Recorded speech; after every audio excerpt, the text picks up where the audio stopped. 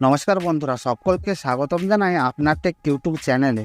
তো বন্ধুরা, আমাদের অনেক সময় প্লে স্টোর থেকে কোনো কিছু অ্যাপ বা গেম ডাউনলোড করতে গেলে বা ইনস্টল করতে গেলে সেটা এরকম পেন্ডিং দেখায়।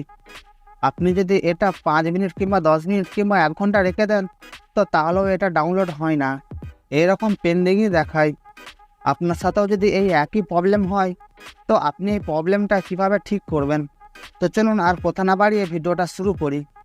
তো এই প্রবলেমটা ঠিক করার জন্য আমি আপনাদেরকে 3টি ট্রিক দেব। এই 3টি ট্রিক ফলো করলে দেখবেন আপনার প্লে স্টোর থেকে অ্যাপ ইনস্টল করা যাবে। তো 1 নম্বর ট্রিক হচ্ছে, আপনার ফোনে যে পাওয়ার বাটনটা আছে সেই পাওয়ার বাটনটা আপনি 4 থেকে 5 সেকেন্ড টিপে ধরে থাকবেন। ধরে থাকার পর দেখবেন আপনার সামনে দুটি অপশান আসবে, পাওয়ার অফ এবং রিস্টার্ট। তো আপনাকে রিস্টার্ট অপশানটার উপর ক্লিক করতে হবে, অর্থাৎ আপনার ফোনটাকে একবার রিস্টার্ট করতে হবে। এরপর 2 নম্বর ট্রিকটা হলো, আপনার ফোনে যে প্লে স্টোর অ্যাপটা আছে সেই অ্যাপটাকে আপনি 2 সেকেন্ড টিপে ধরে থাকবেন, তারপর অ্যাপ ইনফোতে ক্লিক করবেন।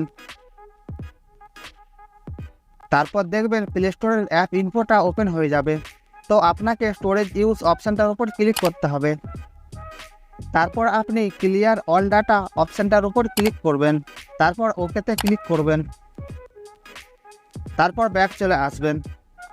এরপর 3 নম্বর ট্রিকটা হলো, আপনাকে আপনার ফোনে প্লে স্টোর অ্যাপ্লিকেশনটা ওপেন করতে হবে। তারপর ডান দিকের কোণে এই প্রোফাইলটার উপর ক্লিক করবেন, তারপর সেটিং অপশানে ক্লিক করবেন, তারপর নেটওয়ার্ক পারফরমেন্স অপশানটার উপর ক্লিক করবেন, তারপর অ্যাপ ডাউনলোড পারফরমেন্স অপশানটার উপর ক্লিক করবেন। তো দেখবেন এখানে 3টি অপশান আছে।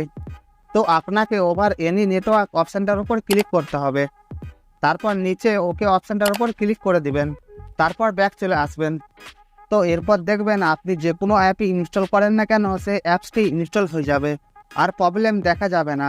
তো আশা করছি এই ভিডিওটি দেখার পর আপনি খুব সহজেই আপনার প্লে স্টোরের প্রবলেমটি সমাধান করতে পারবেন।